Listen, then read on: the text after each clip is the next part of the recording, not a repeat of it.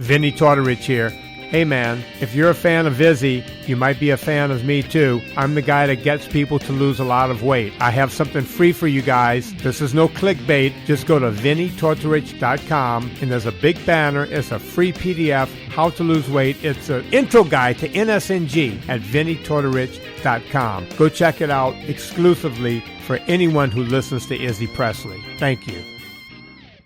Rockwood Saloon Authentic Apparel takes rock and roll fashion to a new level with their tees and tanks for men and women. They also make custom shirts, jackets, vests, pants, hoodies, beanies, and more. The Rockwood Graphics Department can design anything from your logo, t-shirt design, promo posters, band swag, and printed at great prices. From tour shirts and custom stage gear to killer threads for the street to the stage, Rockwood Saloon has it all. Rockwood Saloon, authentic rock and roll apparel for stage and street. World tour tested for quality, comfort, style, and durability. Check them out at www.rockwoodsaloon.com. That's rockwoodsaloon.com. Hey ladies, Sass Pants Designs will take that rock shirt that everyone has and make it your own in a flattering, sassy, and simple way. There are one-of-a-kind tank tops, lace-up tees, and tube top dresses already in stock. Check out the online store at sasspantsdesigns.com and like Sass Pants Designs on Facebook for special offers and custom orders. That's sasspantsdesigns.com, sasspantsdesigns.com. Sass Pants will make you the envy of the party.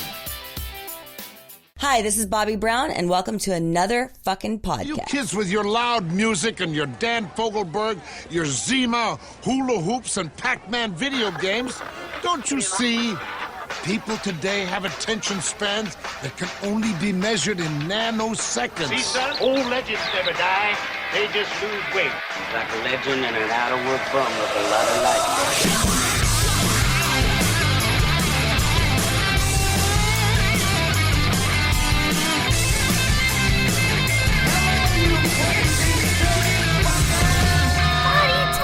Yes, it is party time. Hello, Hollywood. Hello, world. Hello, my loyal minions. It is good to see you, and as always, good to be seen. My name is Izzy Presley, and welcome to a very, very special Tuesday afternoon edition of another fucking podcast, or today I like to call it Eddie Trunk's Sloppy Seconds.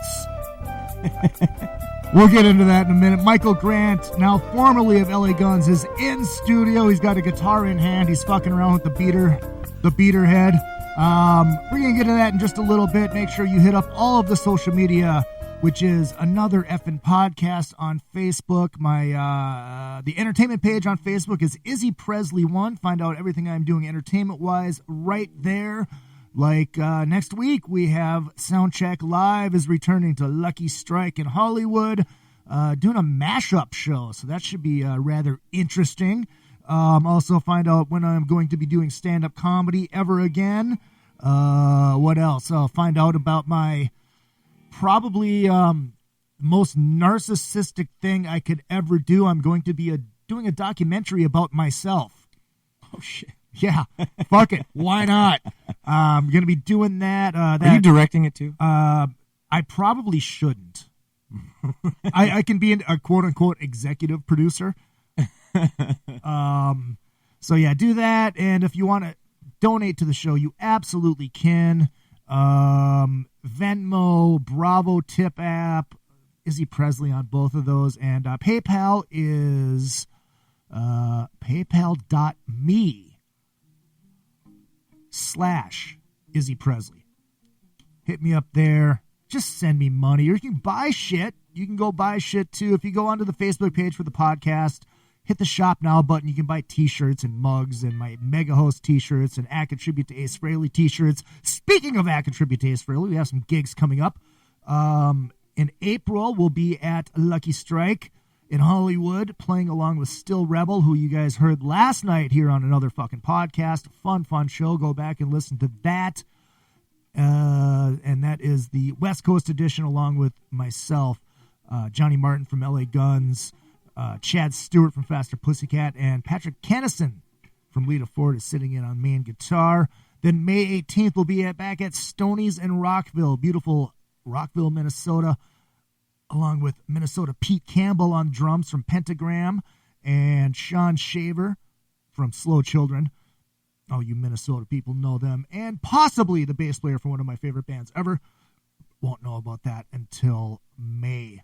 Or no, April. I think April, he said. Hold on. I'm still finishing this typing shit that I should have had done a long time ago. Yeah, grab your coffee, Mr. Grant. What's this? Oh, yeah, John Palumbo Design. That's what I have to tag. John Palumbo Design. Might help if I can spell. Oh, yeah, that's what I was doing wrong. Palumbo Design. There we go. Hit that share button. All right. Welcome, all you listeners. Oh, we already got 3 people commenting. God, we haven't even started yet. Hello from Maryland. Hello, Matt. Thank you for joining. Oh, Poopy Shan Marie. Mia to you, Matt. We're not going to go there. So, Mr. Grant. Yes, sir. Last time you were on the show, I had no clue that you were a Filipino boy TV star. Yeah, that happened for sure. And now I can say I had a Filipino boy TV star on the fucking podcast. Movie star. Filipino movie star. It wasn't a TV star. It was a movie star. No, it was movies. I was doing feature films at 11 years old. Got discovered at a mall. Yeah, it happened. I got expelled from junior high for selling drugs. Let me start by saying that I come from like an impoverished family, so I needed some kind of side hustle as a kid to contribute, and like you kind of need now. Yeah. See, I was already under the entrepreneurial way of thinking. Right. Back then. You learned very young. I did. And now that drug is like nothing, you know? I know. It's fucking legal out here, so there's not now even it's like any breathing point. regular ass air. You might as well just start a fucking dispensary. You know, I think that ball game is a little overplayed right no. now. I mean, there's like so many damn green crosses on every corner. Shit, they were before it was fucking legal. I know. It was fucking everywhere. I mean, it definitely beats, if anyone remembers back in the day, like anyone from California, if you remember back in the day buying weed, you'd have to like meet some shady ass dude that you don't know, a friend of a friend, in like a Burger King parking lot. And then you guys would do this like, you know, same time exchange. Like, I don't fucking know you, man. Same time, man. Same time. And you don't know what you're getting. So I think like now we're in a much more high-tech age of like buying marijuana. I know. And the sad thing is I don't smoke marijuana. That is sad, you know, and it's a wonder to me that we're like great friends. Well, the last time I did pot, I got this weird like full body high, and I didn't like it. I literally felt like I was floating. Are you the kind that likes to just like? Well, I guess you drink a lot, so maybe no. You know, so I was just thinking some people don't but like surrendering the control to a certain drug. You know what I mean? Well, see, I can't mix them. Well, most people can't. Yeah, because I mean, most people can't. It's like power vomiting if I do. Yeah, for me, it's like doing cartwheels in space. Right. When I mix the two and crossfade. I know, and you don't drink that much anyways. And I don't drink that much. I did drink on the cruise, though. You did. I was shocked. I'm like, holy shit, Grant's drunk. I was having a really good time, you know, and I think, you know, when you're a pirate out at sea, and you're on vacation and you're on this rock and roll cruise, it's very fitting. Like, I only drink to celebrate. That's my rule.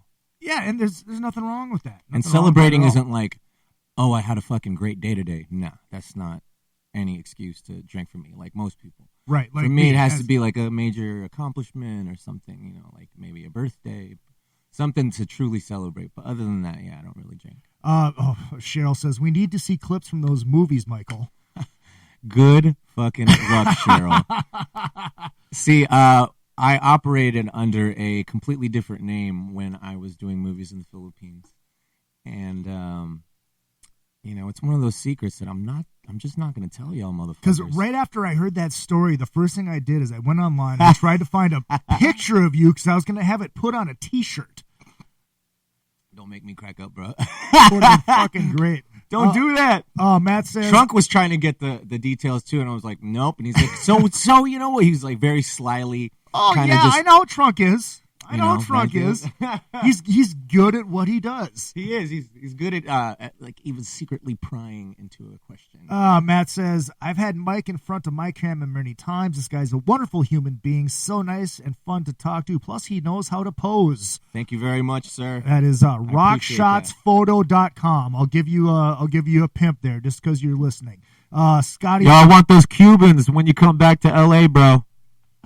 Scotty from Canada checking in. Michael, you were awesome on the cruise. Love the tunes, and karaoke was legendary. I'd like to take credit for the karaoke. You know, that's true. I mean, the karaoke experience is all because of the man whose podcast I'm on right now, Izzy Presley. Well, myself and DJ Beef Brian Ott. I can't do it without him. Right. He's the oats to your hull. That's right. He has all the music. I'm just the pretty face on stage. Like, what the fuck did Oates ever do? I don't know, but Hall never had a hit record without him. I know. So, might as well just fucking jump right into it, because that's what everybody wants to hear. Right. It's like, you gonna go see Kiss and not hear rock and roll all night? Exactly. So at no point on the boat you had any idea that any of this was coming? Not at all. I actually had very little inkling. I mean, there's always been like slight interband tensions, and you know, and we all annoy one another at one time, at some point. Well, that's part of being in a band. I mean, you're in a marriage, and you're kind of stuck with one another, and you kind of just have to put up with one another. Are you one of these guys where no matter how good something's going, you just have this feeling in the back of your head that something's going to get fucked up? Absolutely. When shit starts going really good and things are doing really well, I'm like George Costanza in a way, where I'm just like, God will never let me be successful. He's going to kill me. You know what I mean? Right. Like, it's like the rule of the Munson. If you can get Munson, you will get Munson. Exactly. It's like I always have that feeling. Yeah, I had no clue that any of this was happening. You know, there's always been my own little speculations of the things that are going on. And I think if people, you know, look at social media enough and follow the band enough, they can kind of piece together what's going on. I don't really have to sit here and, you know, slam people or anything like that, because that's not at all what I'm trying to do on any of these interviews or any of these shows I'm doing, because I'm super thankful.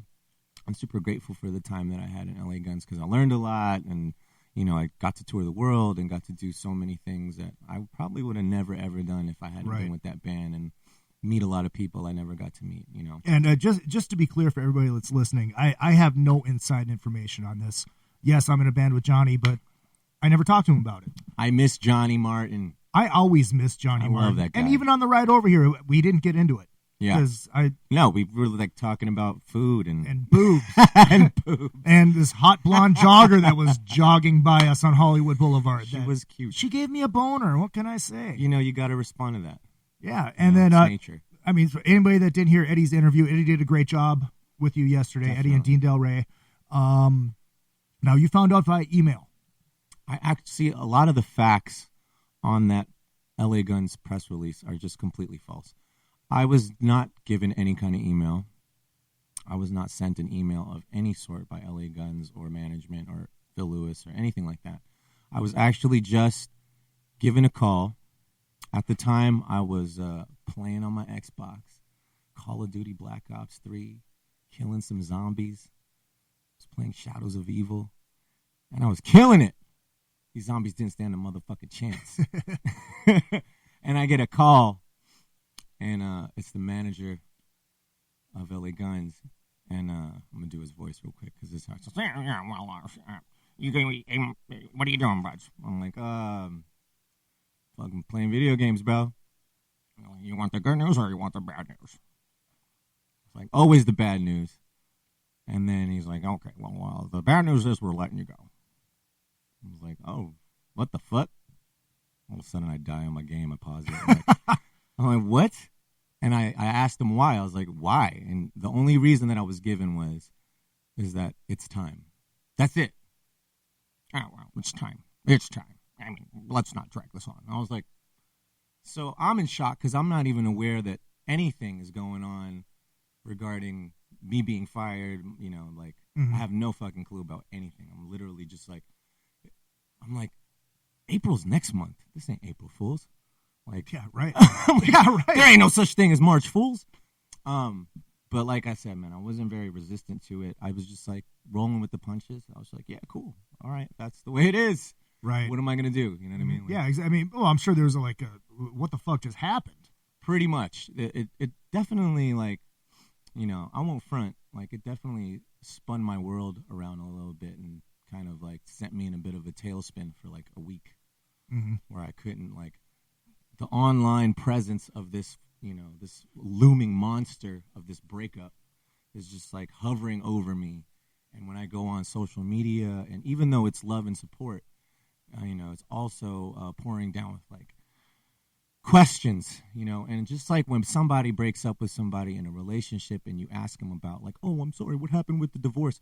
You're making that person relive a horror over and over and over and over and over again.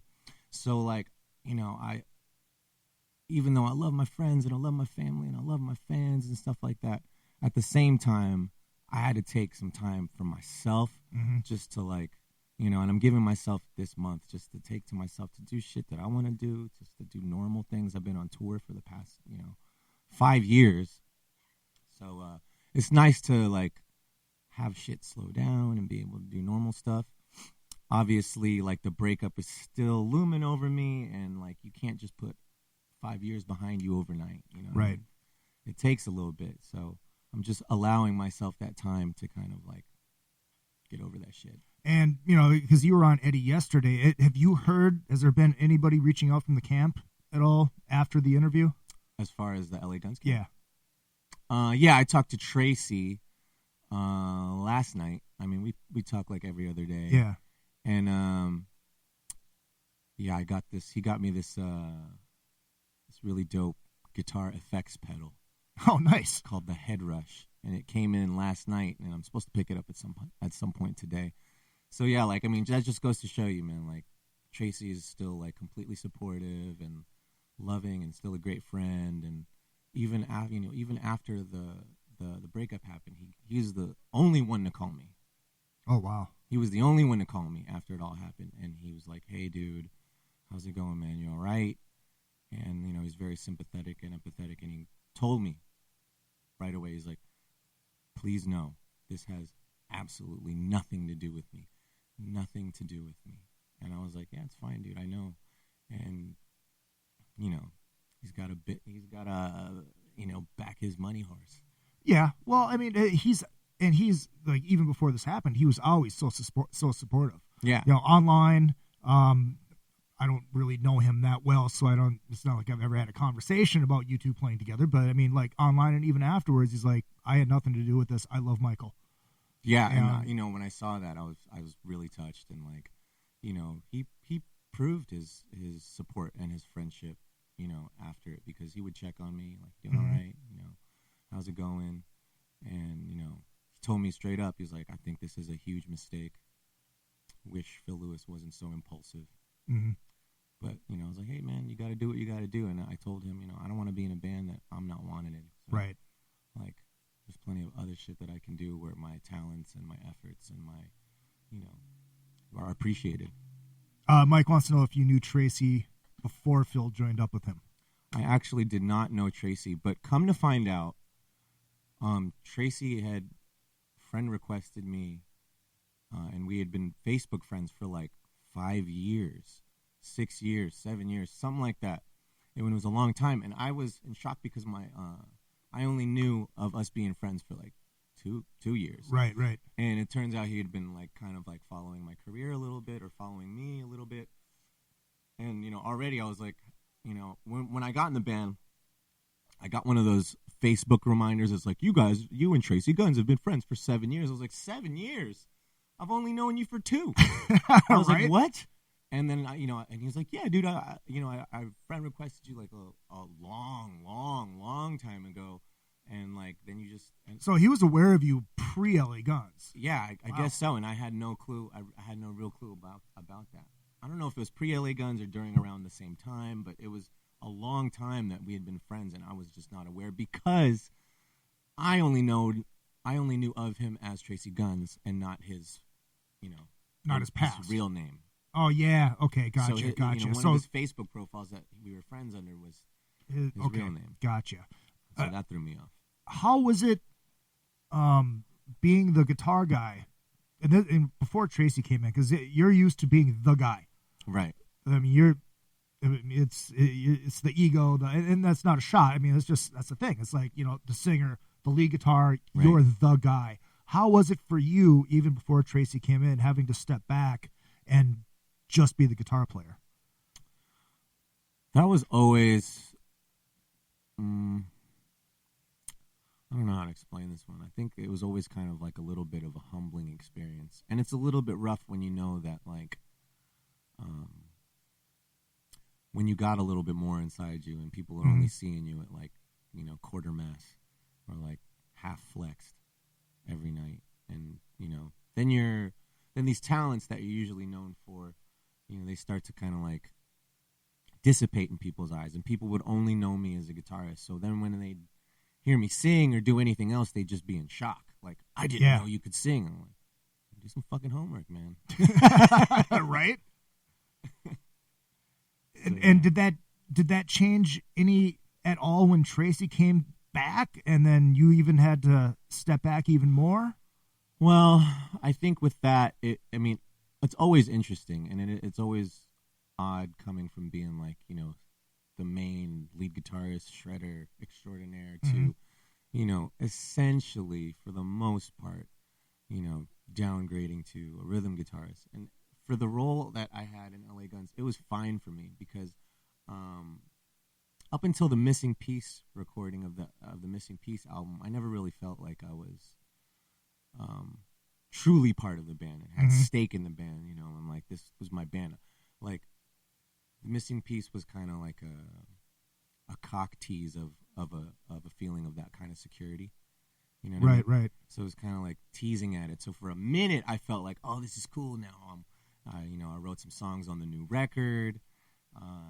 Everything's coming together. Like now I'm starting to feel a part of this. But as soon as I get comfortable like that in life in general, it's like we were talking about earlier. My inner George Costanza comes out. And then like I just get like this, there's something's going to fucking blow up in my face. Like, and I was right.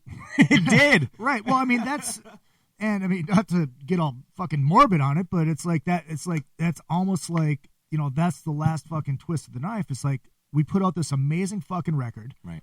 And it is amazing. I'm not saying that because you're sitting here. I fucking love that record. I mean, if you look at my website, the last thing I posted was when I reviewed that record. Right. It's the last thing I fucking posted on the website. And, and now the DVD just came out, the live vinyl and all that shit. And then all of a sudden, boom, it's just, yeah, man. It's no more. It's crazy. It's crazy for me because like, off this latest tour that LA Guns just did that I just came off of, Tracy and I, we were talking so in detail about where we want to go with the next album because he was very pleased with, Devil Made Me Do It. Mm-hmm. And he was like, yeah, we need some more stuff like that. When you write, and we were already planning like, okay, like let's make some hard shit. I'll take care of this part because, I like to write LA Gun songs in the vein of my favorite songs of theirs kind of deal. Right. And everybody's got their own favorites. And my specific favorites are the ones I try to, like, write like. I'm like, okay, I like this. Give us an example. Like Over the Edge or No Mercy. Like, those kind of tracks are my favorite ones. Over the Edge for its, like, epicness. Mm-hmm. No Mercy for its just, like, just raw. Kick you in the teeth. Yeah. Like, it reminds me of, like, I Want a Beer Man and Ever After, kind of just like, right. So, yeah, those are my favorite ones. Was there a part of you, well, actually, but before I ask that, but I mean, how was it being able to write with somebody like Tracy? Both of you being amazing fucking guitar players and, and tunneling in the same vision to make that record. I think it was a definite amazing experience. For the most part, like for the songs that we brought in, everybody kind of finished their song Uh-huh. on their own. Like, I think Johnny, wrote a song on his own. I wrote 2 on my own. And Shane wrote 1 on his own. And when they were brought in, they were kind of, like, finished. So even tracking was kind of, like, a little bit separate. Okay. So, like, I barely, like, during the recording of The Missing Piece, I never really saw any of the guys. All right. Like, literally, when I went to track my guitar parts, it was just me and Tracy. And yeah, and I think everybody else, Phil was flying out to New York to do vocals. Tracy was doing his guitar shit at home. Shane was doing stuff all over the place. Mm-hmm. So we were just kind of all, like, putting together, and it just kind of came together really well. Yeah, and people have to remember that the day of everybody getting in the studio together is kind of long gone. Oh, yeah. Because you can do it at home. Mm-hmm. But as great as the record was, do you think the record could have been better if you were all in the same room together? No, I think it would have been worse. Really? Mm-hmm. Okay. I think it would have been worse because a couple reasons. When you're given the space to just kind of, like, be creative and do what you do without anybody standing in back of you, without anybody hovering over you, stifling your moves, stifling your ideas, your creativity. You're able to just kind of, like, unleash who you are as you are very easily. But when someone's around, man, let's not front. You might be trying to impress them. You might be a little bit nervous. It's just a better, at least for me in a recording experience, it's better when no one's around. Oh, Matt, thank you for letting us know that he has to take his dog out to take a shit on the neighbor's lawn. Be right back. We will let you know if you miss it. Make sure you don't pick it up. Yeah, be that guy. Be that guy. Don't bring plastic bags out. What I was going to ask, though, when Tracy came back and then you became rhythm guitar guy, was there a part of you that is standing back trying to hold in the ego part where it's like, dude, hey, look at me. I want to flex my chest. I want to be that guy. At times because I did that for 4 years, right, where that was my role. So taking some steps back to do rhythm definitely at times was a little frustrating because, like, how do I put this? Being a solely rhythm guitarist to me is a little boring, and it's a little like I don't know. It's like drawing a circle over and over. It's really, really easy, because I'm used to doing way more intricate, way more technical, way more shreddy, way more like, holy, what the fuck is this guy doing kind of stuff. So when that is basically forced to, like, take a screeching halt, it's definitely an adjustment period, man. And, like, it never really helped that fans are coming up to me like, dude, what are you doing? Like, why are you not playing lead guitar? I'm like, because this ain't my band, dude. Like, right. When I do my own shit, you'll see me play, lead guitar all day. But I never had any misconceptions of, like, who I was or my role in LA Guns. You know what I mean? I've never tried to make it mine. Never, right. So that had no effect of you off stage. What did not have any effect? The holding the ego in on stage. I mean, anything that it had an effect on was just, like, from within and just little nudges of annoyance of, like, not holding myself up at my highest or to my fullest potential. But at the same time, it was a good experience and a good paycheck. So there you go. Well, I'll tell you what, this is what we're going to do. Okay, Mike, we'll ask that question because I think Stevie Rochelle had an opinion on that as well. But how and why did Purple Rain... Stevie Rochelle, why are you always talking shit about me, dude? How about that question? Well, I guess I'll have to ask him that. Yeah, I'll ask him that. Stevie's one of my bros. I love Stevie. I always think we're bros, and then he writes some bullshit about me, and, like, I'm just like, what the fuck, dude? Mike wants to know, how and why did Purple Rain become a part of the live set? Purple Rain became a part of the live set when Phil Lewis and Tracy Guns, they asked me out of nowhere, like, hey, man, you should do a song. Would you mind doing a song during the set? You have your own, like, little spotlight. And I specifically said, I don't want to do that. I was like, this is LA Guns. This isn't the Michael Grant show. This isn't, like, I don't need that spotlight. And they were just very insistent on it. And they were just like, just come on, do it. So before Tracy, I did it a couple times in the old lineup. And it was just to commemorate the death of Prince, because he's one of my hugest music influences and one of my favorite guitarists, musicians of all time. And when he died, it affected me in like a pretty intense way. Like tears were rolling down, and I was weeping like a little bitch. And I just wanted to honor his memory, and that's how it started. But when it started in this new lineup with Phil and Tracy, they asked me to do it, and I was very, very resistant. I didn't really want to do it, and I think it was out of a necessity, really, for them to be able to take a little break and have a smoke, and Phil could drink his wine, and they would get a 7-minute break while I did my thing. And then it kind of like morphed into a little bit of a show monster, and people would just be like screaming it at me, and like it, really feeling it, really digging it, and then it would be requested all the time, and then before you knew it, like, couldn't take it out of the show because people would be so bummed out by, not hearing it. And like, some people have asked me, or like, well, do you think that's the reason why, like, Phil Lewis doesn't like you, or Phil Lewis is hating on you? I'm like, I don't know, maybe. It's not really, that's all speculation, and yeah, definitely that's a vibe. But. Last time you were on the show, we were talking about End Ever After, and one of the reasons that you weren't doing any End Ever After songs in the Assassins, like, well, I can't find anybody who can play those fucking songs. Exactly. Now you had a chance because you had somebody who could play those fucking songs. I know. Was there any part of you that's like, well, fuck, if I'm going to have this opportunity, why not show people a little bit about me? Like just give people, them LA Guns and Endeavor After song kind of thing? I thought about that, but it's like, I Want to Be Your Man would have been fucking perfect. Yeah. Yeah, those dudes don't play double bass though, so that'd be really hard. That's right. You'd be like, gotcha. All right, see, yeah, there we go. You need the right.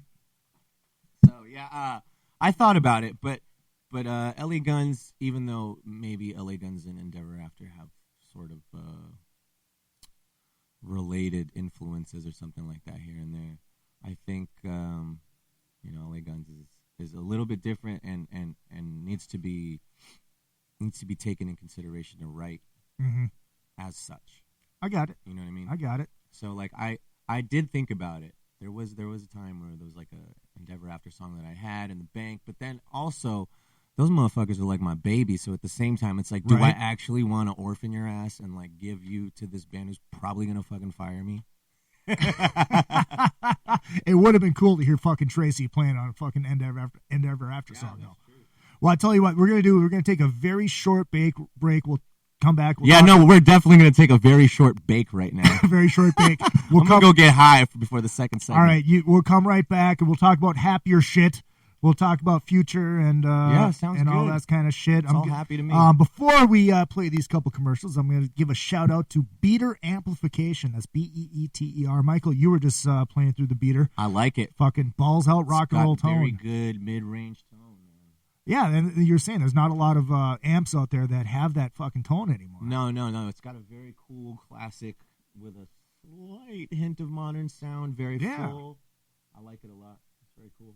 Yeah, it's fucking great. Check them out, Beater Amplification. I cannot wait until mine is ready, the TCB1. I might be picking up in May when I go home. So we'll see. We'll see. So check out Beater Amplification, and we'll be right back with more Michael Grant. RockstarLeatherworks.com is your home for badass rock and roll gear. Featuring 100% handmade leather bands, watches, cuffs, bracelets, and more, Rockstar Leatherworks has something for everybody. Whether you are going to the show or you are in it, you can find something to fit your needs. Choose from a variety of designs or create your own masterpiece. Their bands and watches are second to none. They also ship internationally. Who needs a stage to be a rock star? Check out rockstarleatherworks.com.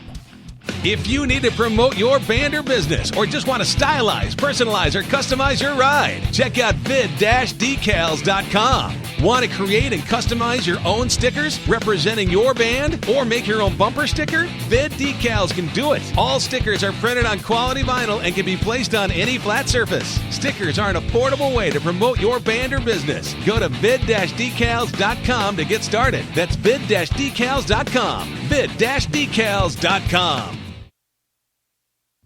Retro Arcade brings Minnesota and surrounding areas arcade games from the days gone by. All of those great games from pizza joints and arcades are available in cocktail units and custom machines. Dozens of favorites from your youth in one machine to complete your game room or man cave. Retro Arcade also sells and services your favorite pinball machines. Find them at facebook.com/80arcade. That's facebook.com/80arcade. Retro Arcade. Your youth is just one click away.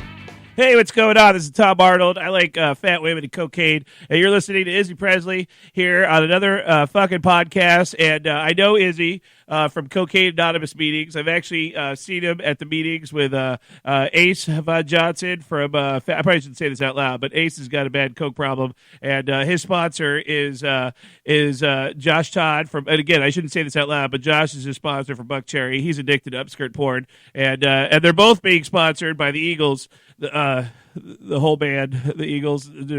Anyways, another fucking podcast right here with Izzy Presley, and call your sponsor. Fucking A. Fucking A. Craig Gass. God, I fucking love him. Hey, also, make sure you check out John Palumbo Design. John Palumbo, he designs stuff, and he's very, very good at it. Graphic design, website design, all that kind of great stuff. Check out johnpalumbodesign.com and find him on Facebook under John Palumbo Design. And every time that you talk to John Palumbo, make sure you call him John Palumbo. Don't say, "Hey, John, this is Sandra," and yeah, Izzy. No, you got to go, John Palumbo. This is Sandra, and Izzy told me to get a hold of you because I have.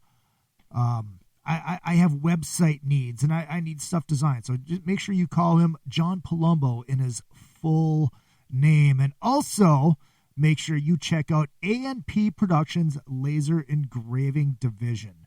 A&P Productions Laser Engraving Division, it's aplaser.com and A&P Laser on the Facebook machine.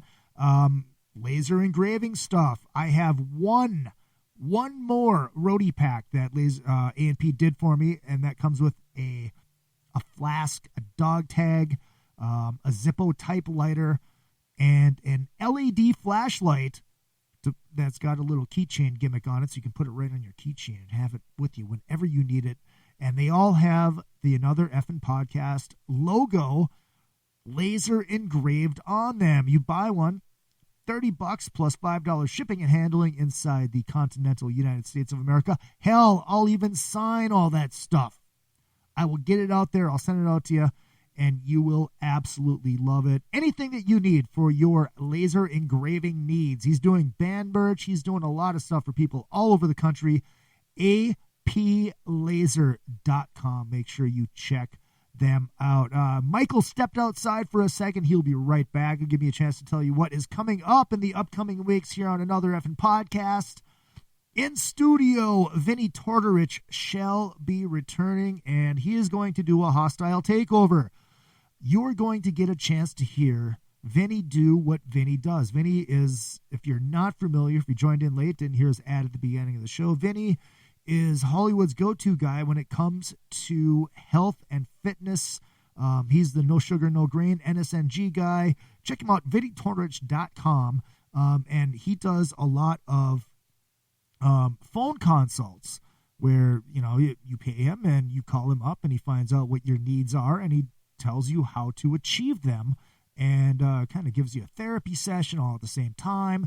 And you're going to get basically, we're going to do the first half of the show is going to be a Vinny Tortorich taking over Another Effin' Podcast So it's going to be like Vinny doing his podcast, which is called Fitness Confidential. Go ahead and check that show out. It's daily. It is amazing. It's great. So he's going to be doing that and kind of doing a consult all at the same time. So you'll be able to check that out. Also working on Chuck Garrick and Calico Cooper from Bisto Blanco. There's a few other things that I am also trying to get done. Like, this is weird. This was, this has happened since the last time I talked to you guys. I had Grant, you're going to enjoy this story. Okay. Michael Grant has returned. I had the weirdest, most LA thing happen to me. I'm at the Whiskey A Go-Go watching Chris Jericho, a professional wrestler with his band, talking music with Mr. Belding. The Mr. Belding? The Mr. Belding. Saved Dennis by the Haskins. Bell? Yep. We're just talking music. Wait, he's watching a professional wrestler at a Fozzy show. At a Fozzy show, watching a professional wrestler play at the Whiskey A Go-Go. It's like it doesn't get more LA than that. That's pretty awesome. Man. That is awesome. So, after conversating for a little while, Haskins, Mr. Belding, looks at me and goes, "I'm going to do your podcast." What? Yeah. So Belding will be on the show at some point. That is awesome. I know. Dude. I know. I'm kind of fucking geeked about that. That's pretty awesome. It'd be, the next step is to get Screech, bro. I'd rather interview Zach. Zach? I would. What about Mario, man? You got no Slater love? He's too busy being fucking Hollywood LA Live guy. Hey, he might I'd rather talk to Zach Morris. He did turn out pretty cool, actually. Because that's one of those guys that he's forever Zach Morris. No matter what he does, he will always be Zach Morris. And, I kind of had this conversation with Robbie Rist when he was on the show, Cousin Oliver from the Brady Bunch. Right. It's like, you're always going to be Cousin Oliver. But, so people don't know that he does all this fucking voiceover work, and he's like the voice of one of the Turtles in all the fucking movies. And, oh, shit. I mean, the dude works. It's all fucking voiceover stuff. It's right. like, but you see the name, Robbie Rist, you're like, oh, it's Cousin Oliver. Right. Does he do any feature films at all still? Yeah. Well, yeah. He does voiceover. Like the Teenage Mutant Ninja I mean, Turtle like movies. starring in them besides voiceover. No, Sharknado. That's awesome. Which one? 7? 1. He was in 1, actually. Sharknado 12. Yes, I would love to have Kelly Kapowski on the show. Shan Marie, yes, I have to wear my Kelly shirt Tiffany again. Amber motherfucking Thiessen. Hot. I was watching I always felt she looked a little bit like a human thumb. Really? She has a thummy. Were you more of a Jessie guy? Oh, no, I like that. What's the other? Lisa. Lisa. You're into the chocolate. There's opposites attract, man, and I think I've always been down for that Captain Kirk messing around with a green chick kind of vibe. I was watching. I was watching Ace's dog. Interspecial. I was watching Ace Von Johnson's dog, Interspecies, and I was fucking around on his Hulu, and I was watching Saved by the Bell, and I was watching the fucking breakup episode outside of the Masquerade Ball because of that douchebag Jeff. Right. And it reminded me that the guy that played Jeff was Patrick Muldoon, and he's been on Days of Our Lives. He's done a lot of bit acting and stuff like that. But a lot of stuff. He was Austin on Days, because I watched Days of Our Lives. Right. So I didn't text him because I don't know him, but I tweeted at him one night. I'm like, I still can't believe you broke up Zach and Kelly. Damn you, Patrick Muldoon. And he replied to me. He goes, I was just trying to put some spice back in their relationship. That's awesome. Brilliant. Oh God. Let's put the LA gun stuff behind us. I'm down with that. I think it's in the past now. I'm sure you're going to have to talk about it in other places. Yeah. But I have quite a bit of emails of interview requests from all over, just kind of wanting to hash it out. And I mean, this is the second interview I've done, and I'm already like over it. Right. Well, you know what, dude? You got to ride the wave while you can. Yeah, totally. That's what it's about. It's like, it sucks. It sucks for the reason that it is, but fucking ride the wave. Take the high road and very true. Don't come off like a douche. Yeah. That's all you can do. So, this opens up the door for Michael Grant and the Assassins to kind of, push forward That's true. Because you guys haven't played in a long time. A long time, almost. A long time. It's been a long time. I mean, that's just how I am. When I get into something, I have to invest myself fully. And I couldn't really do LA Guns half-ass. Right. Refuse to, because I think the fans deserve more than that, and I think that the legacy of LA Guns deserves more than that. So I always just gave it my all. So now that I have the time and there's no scheduling conflicts of any kind, like I'm actually excited to finally get started on my own art and my own, raise my own babies. So I'm stoked for that. I mean, but has your phone been ringing for work? Has there been bands calling you saying like? There has. A couple bands that I've never even heard of are hitting me up and asking if I, want to tour with them, and I'm just not in that mindset right now. So I'm just not really, unless it was a band that I really liked and the money was really right. I'm just fully going to focus on Michael Grant and the Assassins, just because. I think I deserve more than that, than I've been giving myself. Mm-hmm. Well, I mean, you've worked for how many years? I mean, right. It's like you made a little splash with Ever After, and then, boom, boom, straight into LA Guns. And that was much, that was a whirlwind. Mm-hmm. So now that we're here, I'm fortunate, man. I'm very fortunate because I still got a lot of love from a lot of people, a lot of great fans, a lot of great friends, a lot of people that I didn't even know gave a fuck, are hitting me up and just saying really cool, inspiring things to me, or cheer up type of texts. And when you're not expecting that from a person, or maybe you get that text from a person you thought you weren't even really cool at all, and you get a text from that person, it kind of means a lot more, right? You know what I mean? So I'm very fortunate enough to have that, and this is a great little launching pad, a little stepping stone, little platform to jump off of. So I'm excited that I have that now. Matt is back, and the only thing you really miss is a lot of Saved by the Bell talk. Did you pick up the poop? Did you pick up the poop, Matt? That's the most important thing. He goes, "Hey, I'm back. What did I miss?" As Mike started his own version of LA Guns. That, my friend, is worth a Pat Fontaine laugh. Yeah. Oh, that's good. That's good. The all homosexual rock and roll review called LA Buns. That's what I'm starting next. Thankfully, I'm too fat to be in that. Oh, no. Bears are welcome, bro. Am I going to have to wear the fucking mankini again? God damn it. Dude, that thing... Is that really in retirement, or do you have it? Look right behind you. Oh, my God, it's right there. Your balls are right in back of me, dude. I can feel them. Jesus Lord. For those of you who don't know, like, Izzy has this mankini. And I think anyone who's seen it is immediately laughing right now. Because they have that vision of you with the mankini on the cruise. It's so skimpy. Like, it's so slutty. Yeah, it was about 2 sizes too small. There was two? Are we being honest here? Yes. Maybe 3 sizes? Dude, weak and uncalled for. That first year, I busted my ass and I lost weight and I lost the ab-ish. Wasn't? I got it down to a 2-pack instead of a keg. I busted my ass to get in that thing, and God damn it, I pulled it off. There's only 2 people who have managed to pull this thing off successfully. One of them is Borat, and the other one is you, dude. That's it.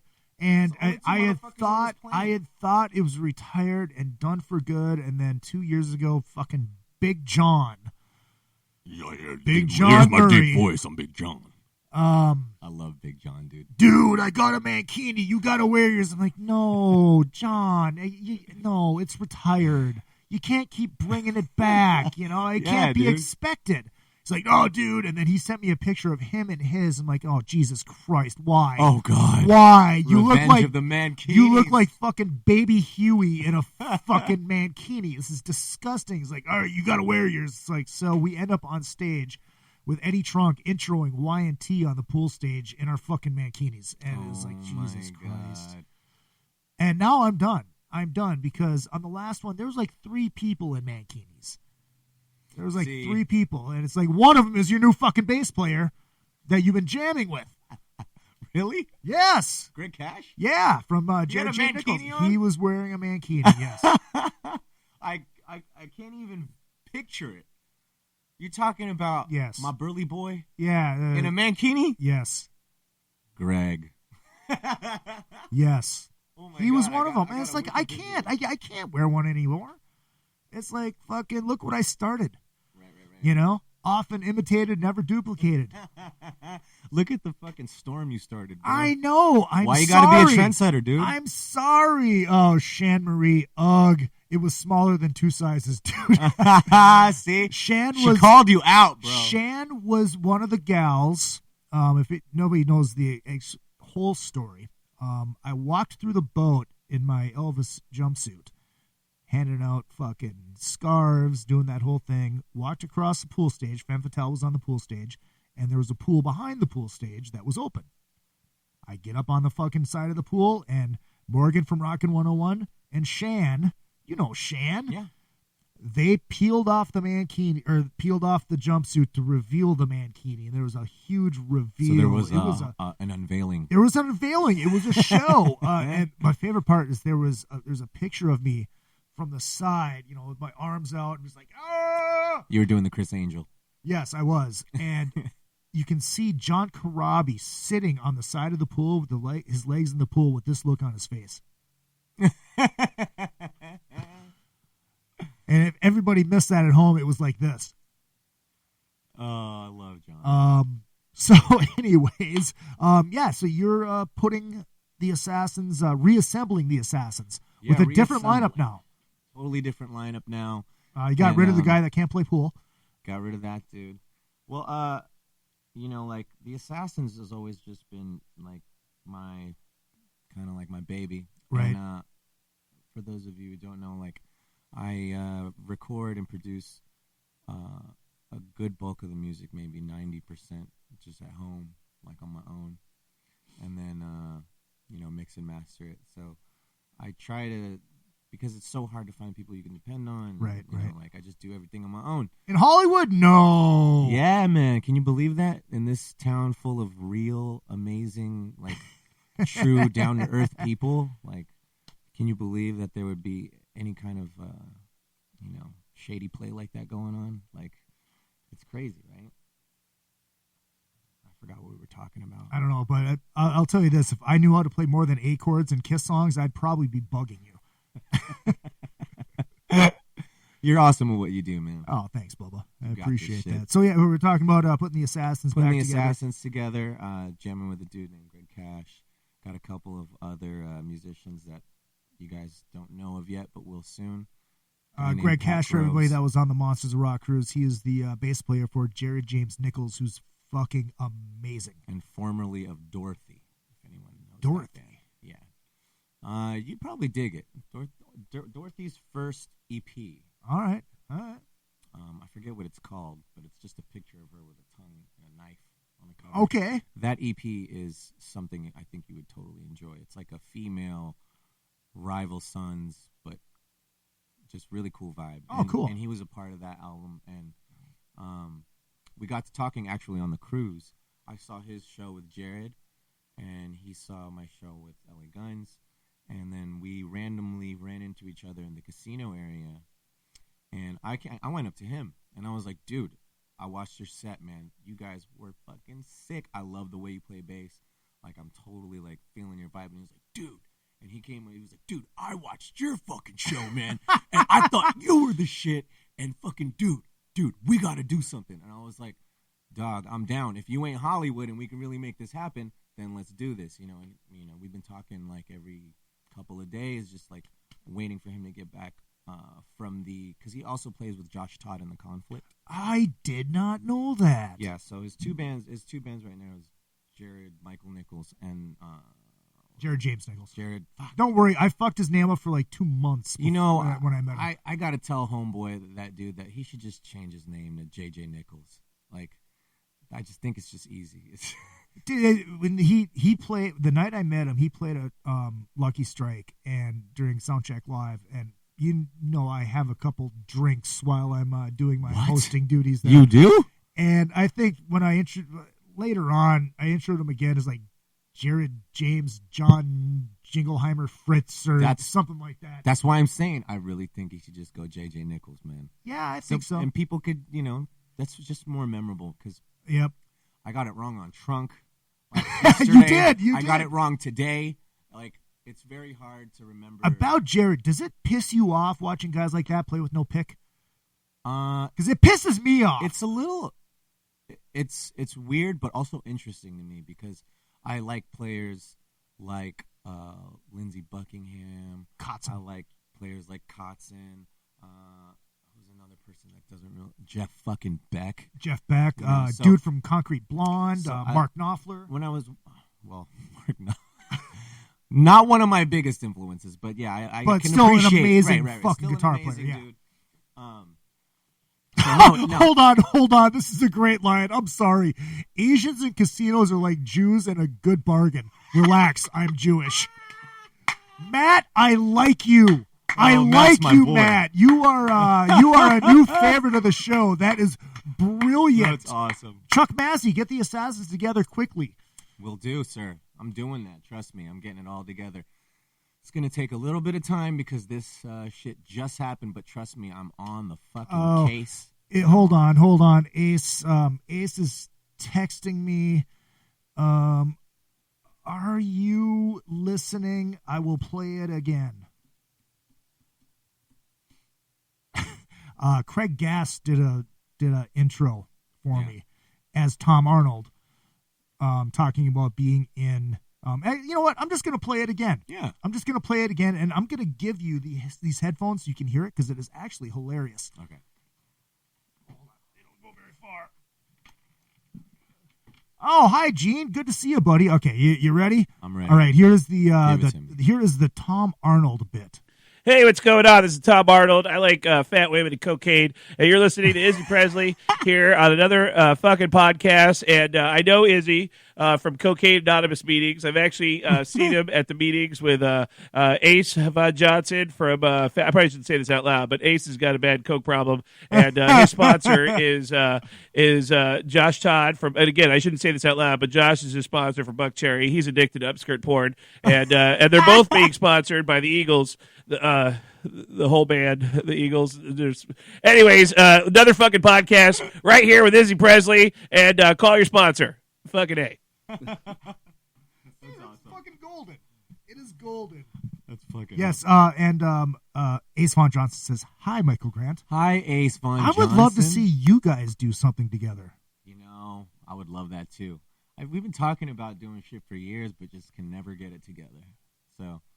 When that happens, you realize your boys are busy. Yep. And I think he's got another band with my buddy Tony.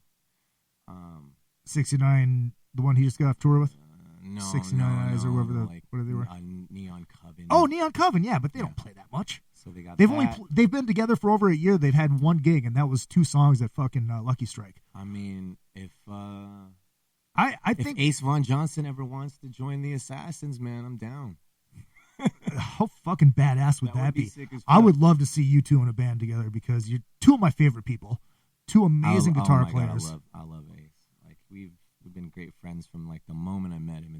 He's one of those dudes that's just really easy to get along with and just a fucking stand-up guy, And anybody that was listening, that is not Ace Von Johnson does not actually have a cocaine problem. It was a bit by Craig Gass. But he does have a Coca-Cola problem. He does have a Coca-Cola problem. So stoked. Stacy's checking in. So stoked for the new Michael Grant and the Assassin songs. Thank you. She says the exact same thing that I said. It sounds very Endeavor After-y. Well, there's things might sound a little Endeavor After-y because I am Endeavor After. Right. So being that I wrote every single Endeavor After song, some shit is probably going to trail on to the Assassins that sounds like Endeavor After. So if you were ever a fan of Endeavor After, you're going to definitely want to jump on this ship. One of the reasons I didn't want to talk about the new song is because the like the original Assassin stuff from a few years ago, it was kind of very electronic. Well, the first Assassin stuff was just me bored in my bedroom experimenting. Oh, okay. It wasn't really a focused effort, and it was released independently, like just to put something out there for fun. All right. It actually wasn't really, I wasn't really taking it that serious back then. So I'm excited to see where it goes now that my focus is completely fucking different. It's like honed in right now. So I'm excited to get the shit started with the mindset that I'm at right now, you know? All right, cool, man. Anything else you need to touch on? Let's see. Mike says, what would our world be like if half the shit that is discussed by musicians actually happened? Where would we be? Fuck, man. I'm going to let Izzy take this one. I don't have an answer for that. I'm like John Blank, man. Thanks for stumping us, dude. Yeah, no shit. Robo-lag. All right, time for me to put my... Who is that, JD Alicia? Oh, hi. It's my boo. We love her. Hi, boo. We love her. She says she loves both of us. I love you, boo. She put 2 as in TWO. I love you too. TWO. As in loves both of us. Damn. We love you, boo. Yeah, but I know he's much more. I love you way more than Izzy. Well, see, I can't compete with you. Hey, it's not a competition. You have muscles. You're very good looking. You're an amazing guitar player. You can sing like a motherfucker. I'm just a fat guy in a fucking Ace Frehley tribute band. I don't know about dude. all that, dude. I'm just old, washed up has-been. Whatever. Matt, thank you for checking in, dude. Please come back anytime. Time for me to put my kids to bed and try to guilt my wife into having sex for the second night in a row. Good night, Izzy. I liked your Facebook page and will be regular guest. I like Hell that. Yeah, man. Yeah, We're going to do a photo shoot soon, Matt. I have one on Friday, actually. Oh, really? Yeah. Nice. Yeah, Tammy is coming back to town. I love her. She's awesome. She's great. She's great. So we're going to do some cool shit. Michael Grant, people want to find you on Twitter. It's the Michael Grant on the Twitter machine. On most social media, you can find Michael Grant and the Assassins under @Michael Grant Assassins. My website's www.assassinsla.com. Personal Instagram is just @Michael Grant. And I'm sure if you just search for me, you could find me. But I'd appreciate some love and a follow and any of your comments. I read all that shit, and I try to get back to it as much as I can.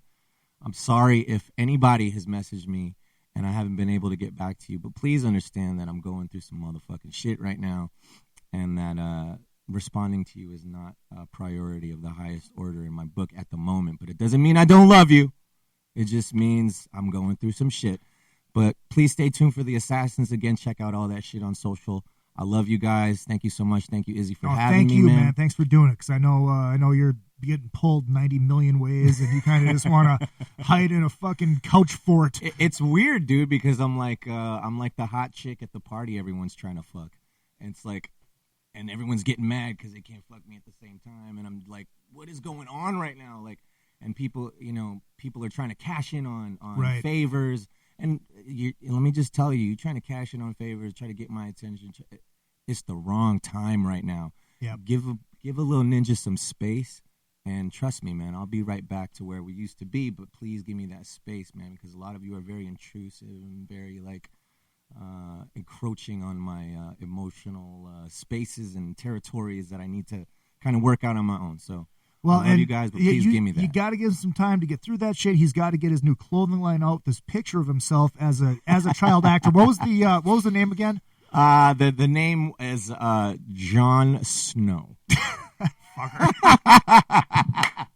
Michael Grant, I love you, man. Thank you so love much, you, brother. Make sure you guys check out all. I got to hit my Black Diamond outro. Might help if I actually hit the outro instead of mute you. There we go. Thank you guys so much. I really appreciate you guys checking in on this very special show. Shan Marie, yes, we love you too. She sends kisses. Have you never have replied to me, Sandra. Sorry. He'll get to you eventually. Jeannie, you have it all. Michael, you have it all, she says.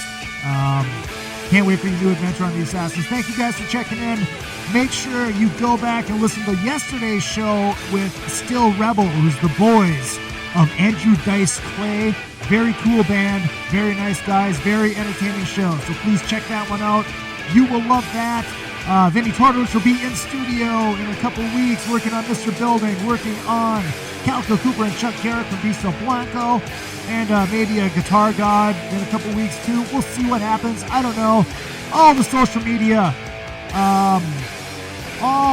media, Real Izzy Presley on Twitter and Instagram, Another Effing Podcast on Facebook, Izzy Presley 1 on Facebook.